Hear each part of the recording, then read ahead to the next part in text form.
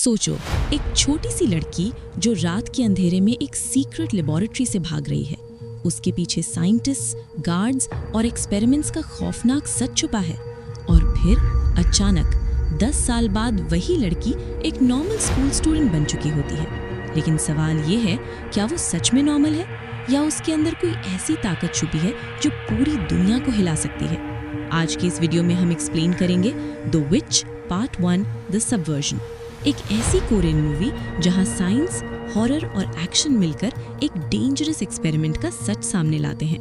And तक video देखो क्योंकि लास्ट रिवील ऐसा है जो तुम एक्सपेक्ट भी नहीं करोगे।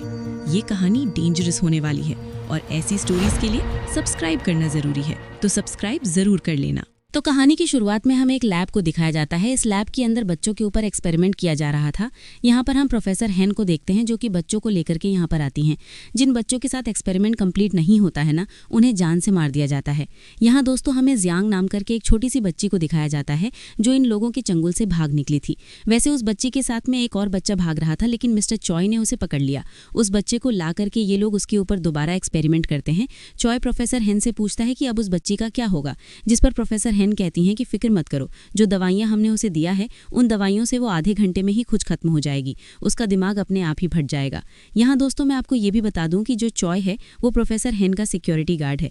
अब दोस्तों यहाँ पर सीन शिफ्ट होता है और हमें जंगल के बीचों बीच एक घर को दिखाया जाता है। यहाँ दोस्तों हम मिस्टर चार्ल्स को देखते हैं जो अपने गायों को चारा खिला रहे थे, लेकिन तभी उनकी नज़र जियांग के ऊपर पड़ती है जो यहाँ आकर के बेहोशी हालत में पड़ी हुई थी। चार्ल्स उसे लेकर के अंदर जाता है और डॉक्टर को बुला करके उसका चेकअप करवाता है। डॉक्टर कहते हैं कि ये ठीक तो हो जाएगी, लेकिन इसे शॉक लगा हुआ है तो इसकी याददाश्त आना मुश्किल है। मतलब कि जियांग ठीक तो हो सकती है, लेकिन उसकी याददाश्त रहेगी या नहीं रहेगी ये उसके ऊपर डिपेंड करता है, और ये तभी मालूम चलेगा जब उसे होश आ जाएगा। चार्ल्स अपनी बीवी के साथ इस घर में अकेले रहता था, मतलब कि इनका कोई बच्चा नहीं है, तो इसी वजह से चार्ल्स की बीवी जियांग को अडॉप्ट कर लेती है। अब दोस्तों सीन शिफ्ट होता है और हमें लगभग 10 सालों के बाद जियांग को दिखाया जाता है जो काफी बड़ी हो चुकी है और वो मिस्टर चार्ल्स और उनकी बीवी के साथ में ही रहती है। इन्हें वो अपना माता पिता मानती है और इनका ख्याल रखती है। यहाँ दोस्तों बातों ही बातों में हमें मालूम चलता है कि चार्ल्स की बीवी की याददाश्त कुछ ठीक ठाक नहीं है। जैसे जैसे वो बूढ़ी हो रही हैं वैसे वैसे उनकी याददाश्त कमजोर हो रही है, लेकिन कुछ भी हो वो जियांग से बहुत प्यार करती हैं। रात में डिनर हो जाने के बाद जियांग अपने कमरे में जाती है और फ्रेश होती है। उसी वक्त अचानक से दोस्तों जियांग के सर में काफी ज्यादा दर्द शुरू हो जाता है। ऐसा लग रहा था कि जैसे अभी उसका सर फट जाएगा। जियांग को पता है ये अल्जाइमर की बीमारी है और उसे हो चुकी है, तो इसलिए वो इंटरनेट पर इसका इलाज भी ढूंढती रहती है।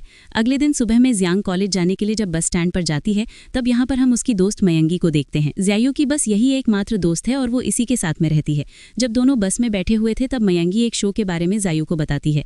वो ज़ायू से कहती है कि अगर तुमने इसमें भाग लेकर के अपना टैलेंट दिखाया तो तुम्हें लगभग 50 लाख रुपए मिलेंगे, जिन पैसों से तुम अपनी माँ का इलाज करवा सकती हो। मयंगी के कहने पर वो ऑडिशन देने के लिए उस शो में चली जाती है। यहाँ पर जियांग एक सॉन्ग गा करके सुनाती है और उसने जो सॉन्ग गाया ना वो काफी अच्छा था, इसी वजह से उसे सिलेक्ट कर लिया जाता है। घर आने के बाद जियांग अपने माता पिता के साथ बैठ करके टीवी पर वो अपने उस वीडियो को देख रही थी जिसमें उसने गाना गाया था। लेकिन दोस्तों उसने सिर्फ गाना ही नहीं गाया था, बल्कि गाना खत्म हो जाने के बाद उसने अपने अंदर का एक टैलेंट भी दिखाया था। फिलहाल अभी हमें वो टैलेंट नहीं दिखाया जाता है, लेकिन जब उस टैलेंट को उसके माता पिता देखते हैं तो वो ज़ायू से कहते हैं कि बेटा तुम्हें ऐसा नहीं करना चाहिए। लोग उन लोगों को नहीं पसंद करते हैं जो उनसे अलग होते हैं। तुम बाकियों से अलग हो, इसलिए तुम्हें खुद को बचा करके रखना होगा। हालांकि जियांग कहती है कि फिक्र मत करो माँ, अगर मैं एक बार ये जीत गई तो मैं सब कुछ खत्म कर दूंगी। अगर मैं जीत गई तो मुझे 50 लाख रुपए मिलेंगे जिससे मैं आपका इलाज करवा पाऊंगी। अब दोस्तों जियांग इसके बाद जब अपने कमरे में जाती है तब अचानक से उसके सर में फिर से दर्द शुरू हो जाता है। वैसे दर्द तो काफी ज्यादा हो रहा था, लेकिन फिर भी वो इस दर्द को बर्दाश्त करती है और अगले दिन सुबह में उठने के बाद मयंगी के साथ में वो अपने पहले एपिसोड में भाग लेने के लिए चली जाती है। ये दोनों ट्रेन से उस जगह पर जा रहे थे और जब ये दोनों ट्रेन में बैठे हुए थे तब उस वक्त इन दोनों के ठीक सामने एक और लड़का बैठा हुआ था जिसका नाम था किम। जब वो ज़ायू को देखता है तो उसे कहता है कि वाह तुम तो काफी बड़ी हो गई हो, जिस पर ज़ायू कहती है कि कौन हो तुम और किसकी बात कर रहे हो तुम, जिसे तुम समझ रहे हो वो मैं नहीं हूँ। ये सुनकर के किम कहता है कि नहीं तुम वही हो। इतना कहने के बाद वो ज़ायू के ऊपर हाथ उठाता है, लेकिन ज़ायू कोई भी हरकत नहीं करती है, वो बिल्कुल साइलेंट थी। दरअसल किम इस चीज़ को करके वो ये चेक कर रहा था कि वो सही लड़की के सामने बैठा है या नहीं, और जब वो कंफर्म हो जाता है कि वो लड़की यही है तो वो यहाँ से जाने लगता है। जाते वक्त एक आदमी के साथ उसकी थोड़ा अनबन शुरू हो जाती है और ये अनबन हाथापाई तक आ जाती है। किम बड़ी ही आसानी से उस आदमी को मौत के घाट उतार देता है और उसे उठा करके ट्रेन की बाहर फेंक देता है। अब इधर दोस्तों जो जियांग थी वो मयंगी के साथ में अपने पहले एपिसोड में आ चुकी थी। स्टेज पर जब वो गाना गा रही थी तो लोग उसे टीवी पर देख रहे थे और यहाँ पर दोस्तों लगभग 10 सालों के बाद हमें प्रोफेसर हेन को दिखाया जाता है।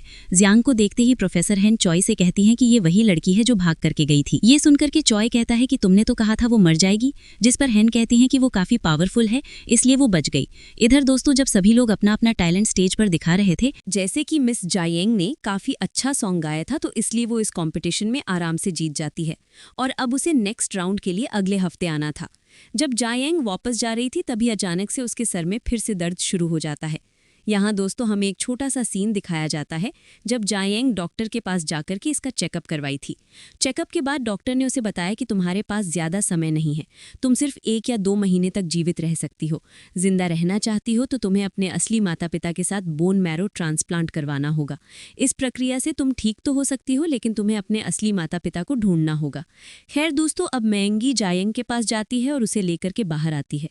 जब ये दोनों बाहर खड़े होकर के टैक्सी का इंतजार कर रहे थे तो उसी वक्त 2 ब्लैक गाड़ियां आकर के इनके सामने खड़ी होती है, जिसमें से एक आदमी बाहर निकलता है जो जायेंग से कहता है कि हम आपको लेने के लिए आए हैं, आपको हमारे साथ चलना होगा। अब इनके लिए ये सभी लोग अनजान थे। जायेंग इन लोगों को नहीं जानती थी। यहाँ मयंगी थोड़ा चालाकी दिखाती है। वो जायेंग को लेकर के भागती है और जाकर के एक टैक्सी में बैठ जाती है। अब टैक्सी की मदद से ये दोनों अपने दूसरे बस स्टॉप पर आ जाते हैं। उसी वक्त जायेंग के सामने फिर से ब्लैक गाड़ी आकर के खड़ी हो जाती है। इस बार उस गाड़ी में किम था जो कि जायेंग से कहता है कि चलो मैं तुम्हें तुम्हारे घर तक छोड़ाता हूँ। जब जायेंग मना कर देती है तो किम कहता है कि उम्मीद करता हूँ कि तुम्हारे माता पिता बिल्कुल ठीक होंगे। ये सुनकर कि जायेंग को अपने माता पिता की फिक्र होने लगती है, इसलिए वो बस को छोड़कर के टैक्सी लेने के लिए भागती है। उसी वक्त मयंगी अपने डैड के पास कॉल करती है और उन्हें फौरन जायेंग के घर जाने के लिए कहती है। दरअसल मयंगी के पिता इस गांव के पुलिस अफसर थे। अपनी बेटी के कहने पर वो फौरन जायेंग के घर जाने के लिए तैयार हो जाते हैं, लेकिन उनके आने से पहले जो किम था वो अपनी गाड़ी लेकर के यहाँ आकर के पहुंच जाता है। यहाँ दोस्तों हम किम की बहन नोमी को भी देखते हैं जो कि किम से कहती है कि हमें अंदर चल करके देखना चाहिए। लेकिन दोस्तों उसी वक्त मयंगी के पिता यहाँ आकर के पहुंच जाते हैं। वो जैसे ही इन लोगों से इनका आईडी कार्ड मांगते हैं तो उसी वक्त सीन कट हो जाता है और हमें दिखाया जाता है कि जब जायेंग घर आकर के पहुंचती है तो वो सिर्फ पुलिस की कार को देखती है, इसीलिए उसे काफ़ी चिंता होने लगती है। वो भाग करके फौरन घर के अंदर जाती है, लेकिन जब वो अंदर जाकर के देखती है तो सब कुछ ठीक था। मयंगी के पिता चार्ल्स के साथ में बैठ करके गेम खेल रहे थे। गेम खेलते खेलते बारिश शांत हो जाती है और जब बारिश शांत हो जाती तब मयंगी और उसके पिता यहाँ से जाने लगते हैं। लेकिन जाने से पहले मयंगी के पिता जायेंग से पूछते हैं कि क्या तुम उन ब्लैक गाड़ियों के बारे में कुछ जानती हो। जायेंग कहती है कि नहीं, मुझे उन लोगों के बारे में कुछ भी नहीं पता है। अब दोस्तों यहाँ पर सीन शिफ्ट होता है और हमें एक डॉक्टर को दिखाया जाता है। ये वही डॉक्टर हैं जो लैब के अंदर बच्चों के ऊपर एक्सपेरिमेंट कर रहे थे। वो जब अपने घर पर आते हैं तब उन्हें मालूम चलता है कि उनकी बीवी बच्चों को किम और उसकी बहन ने खत्म कर दिया है। वैसे ये लोग सिर्फ डॉक्टर को ही मारने के लिए आए थे, लेकिन सिर्फ डॉक्टर को मारते तो मजा नहीं आता, इसीलिए पूरे खानदान को ही खत्म कर दिए। आखिर में नोमी अपने चाकू को निकालती है और डॉक्टर को भी खत्म कर देती है। इधर जो किम था वो डॉक्टर के ड्राइवर को गन से शूट कर देता है और उसे भी जान से मार देता है। सबको खत्म कर देने के बाद पूरे घर को जला करके ये लोग राख कर देते हैं। इधर दोस्तों हमें प्रोफेसर हेन को दिखाया जाता है जो इस वक्त चोए के साथ में बैठ करके नाश्ता कर रही थी। यहाँ प्रोफेसर हेन चोए से कहती हैं कि तुम्हें यहाँ रहते हुए काफ़ी दिन हो चुके हैं, एक काम करो तुम छुट्टी ले लो और कहीं बाहर घूमाओ। लेकिन चोए को मालूम चल गया था कि प्रोफेसर हेन उसे काम से निकाल रही हैं। प्रोफेसर हेन का कहना था कि अब तुम्हारा यहाँ पर कोई काम नहीं है, लेकिन वही चोए कहता है कि हमें उस लड़की को ढूंढना है जो खुलेआम घूम रही है, वो हम सब के लिए खतरा बन सकती है। ये सुनकर के प्रोफेसर हेन कहती हैं कि उसकी फिक्र तुम मत करो, मैं उसे संभाल लूंगी। अब दोस्तों सीन शिफ्ट होता है और चोए जाकर के उस इंसान से मिलता है जो इस रिसर्च के डायरेक्टर हैं। चोए मुझे बताता है कि प्रोफेसर हेन मुझे काम से निकाल रही हैं और वो काफ़ी बदल चुकी हैं, जिस पर डायरेक्टर कहता है कि मुझे फ़र्क नहीं पड़ता है, तुम उस लड़की को ढूंढो और उसे जान से ख़त्म कर दो और हो सके तो उसके दिमाग को मेरे पास लेकर के आना। इसके बाद चोए जाकर के अपने आदमियों को कॉल करता है और उन्हें तैयार होने के लिए कहता है। इधर दोस्तों हमें जायेंग को दिखाया जाता है जो अपने परिवार के साथ बैठ करके डिनर कर रही थी। आज मयंगी भी इन लोगों के साथ रुकी हुई थी।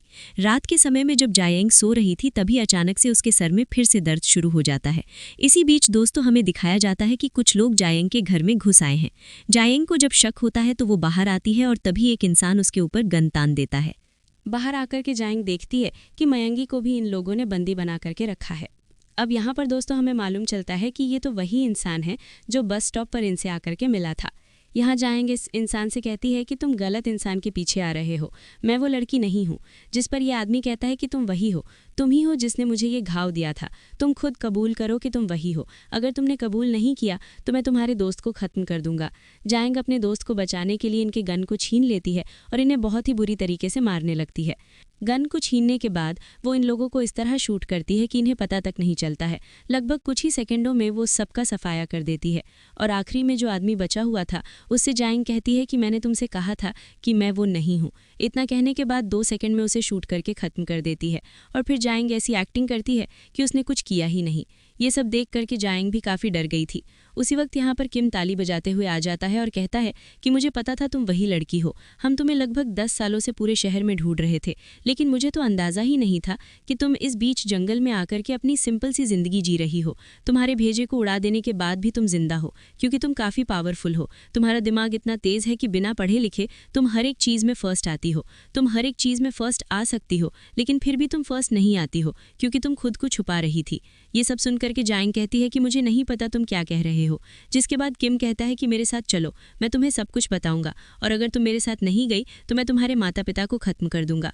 जाएंग इनके साथ जाने के लिए तैयार हो जाती है, लेकिन जाने से पहले वो मयंगी से कहती है कि माता पिता का ख्याल रखना, मैं कुछ समय के बाद आ जाऊंगी।